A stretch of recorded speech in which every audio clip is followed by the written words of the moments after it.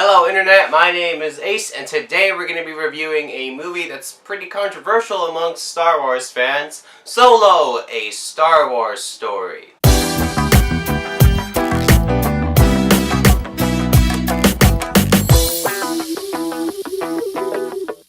Alright, so here's the thing.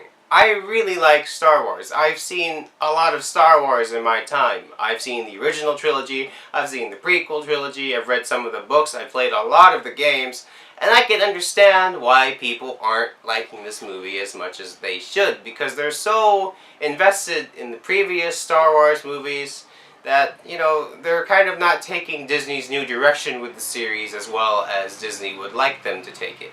But honestly, I really don't understand the hate for this movie. And the only reason I'm reviewing this so late is because I watched it really late. I didn't watch it in theaters because everyone was hating on this movie. On the internet, it was just like a relentless assault of just hate and dislike for this film. It's like it painted a picture of like nothing this film did was good. So I was very discouraged in watching it because honestly right now it's pretty hard for me to go watch movies in theaters. So if I do watch a movie in a theater, I want to make sure it's a really good film, and I didn't want to waste my time with a movie that everyone was hating on. And honestly, the way this film was marketed, I could kind of understand why people were hating on it so much, because the marketing for this film wasn't that great.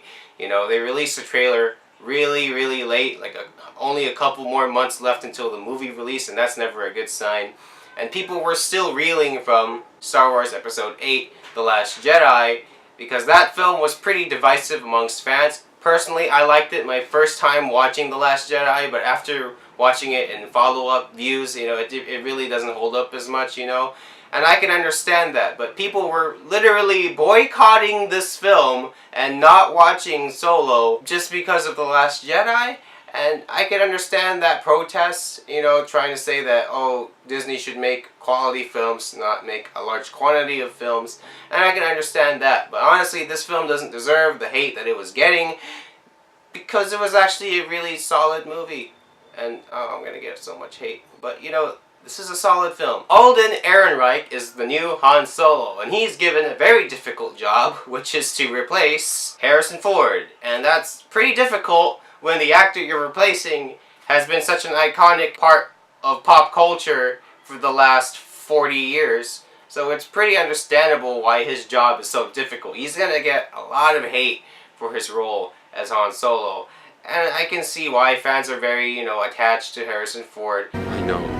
But they should also be willing to accept a level of change, I guess, because, this is a Han Solo prequel film. Obviously, we can't have Harrison Ford playing him. And honestly, Alden Ehrenreich did a pretty good job in this film. He was a very good Han Solo. He was very charismatic, and his dialogues were done really well. I don't understand why people are hating on him so much. And so did a lot of the other supporting cast members, especially Donald Glover, aka Childish Gambino, as Lando Calrissian. When I found out he was cast as Lando, I thought that was perfect because, Donald Glover is really a talented actor and he fits the role of Lando really well.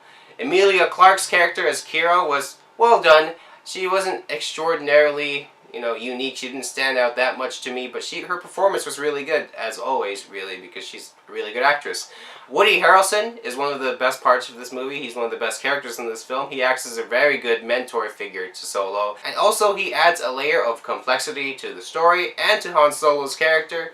So we can kind of see why Han Solo is who he is at the beginning of A New Hope. And the supporting characters in this film were really strong. L3, the droid, I don't know. I liked her in some scenes, and also in some scenes I thought she was a bit too much. But she wasn't the Jar Jar Binks of this movie. Like, people were really comparing her to Jar Jar Binks and saying that she was like the worst character ever, and no, she's not. Do you remember what Jar Jar Binks is? People say this really often, like, oh, it was worse than the prequels, or she's gonna be Jar Jar Binks. Do you remember how bad the prequels were? Did you really rewatch the prequels? People were saying, like, The Last Jedi was worse than the prequels. Like, no, it wasn't. Okay, the prequels were terrible. They were, like, borderline unwatchable. I don't want to watch the prequels again. I can't see myself watching them again unless I have to introduce my brother to it, in which case I will. But, you know, the new movies aren't as bad as the prequels. People are just really hating on them for no particularly good reason. But I can say that not all the characters were great. Dryden Voss wasn't a very good villain. Well, he was in the scenes that he was in, okay? Vision over here was doing a pretty good job as a villain, but they only give him like a couple minutes of screen time. He was a very good villain when he was on screen, but he wasn't really in the movie that much for him to have a very sustainable impact on the story, so I felt that could have been improved upon. But other than that, the characters in this film were very solid.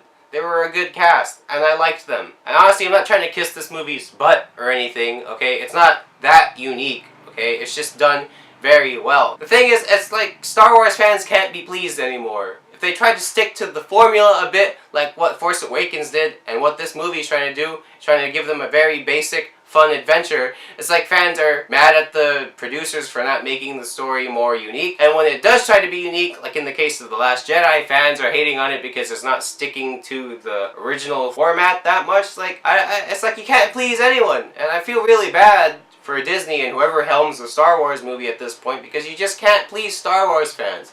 And honestly, I totally respect the old Star Wars culture, you know, the old stories and all of that, because I love them. I love Darth Revan or Darth Bane, and I love the original trilogy with Luke Skywalker and Han and Leia, but honestly, I'm very open to new stories. And this story, while it's not that unique, it's a very good one. It expands upon the universe, and it gives us a very fun adventure to watch. And I don't understand why people dislike this film so much. It doesn't deserve all the hate. Yes, it's not unique, but it's fun. And isn't that what's important? Isn't it important to have fun in a movie? People are like not letting themselves have fun because they're focusing on the fact that this is every Han Solo. And I really don't understand it, you know? So obviously with this movie there are some negative problems with it. It's kind of redundant, negative problems, it's kind of redundant. But there are some problems with this movie. First of all, in the third act, they introduce this whole new rebellion thing that just comes out of nowhere. Like, there's this person that's been following them for a time, and then they unmask this person. And it's supposed to be like this very big moment, and you're just like, who is she? Like, who is she supposed to be? They like set it up to be like a gigantic reveal, and then it's just some person, and it's supposed to be leading into the original trilogy, like, oh, we're part of a rebellion, but we didn't really get built up that much, and it felt really like just thrown in there, and it drastically changed the course of the film for me. If it was done better, it would have felt more natural, but it felt like the movie took a very different turn once these people were introduced. It was just like out of nowhere, and that brought the movie down. Okay, this movie isn't perfect, but honestly, while this movie did have some flaws, I still had fun with it, okay? If I had to give it a grade, I would keep it around, because I want to put this movie in my collection and watch it again someday with other people who haven't seen it yet. I want to introduce them to this film. Oh, this is a fun adventure. If they're not Star Wars fans, it's still a pretty fun movie to watch. You don't have to be a Star Wars fan to enjoy this movie. And like, if you are a Star Wars fan, I feel like I would give it a different grade. I would probably just say watch it once, and you can decide from there how much you like it. But for me, I would want to keep it around. This is a very solid film with a very solid cast, with a very okay story, but the execution of the story was really, honestly, an entertaining ride. Ron Howard did a good job with this movie, considering the circumstances of how he had to replace the original two directors. It's a good film, just watch it, okay? And try not to hate on movies so much, just give them a chance, guys. So that's going to do it for this review. I hope you liked it. If you want to see more, subscribe to my channel. If you like the video, like the video. If you don't like it anyway. And as always, remember, never forget to stay nerdy.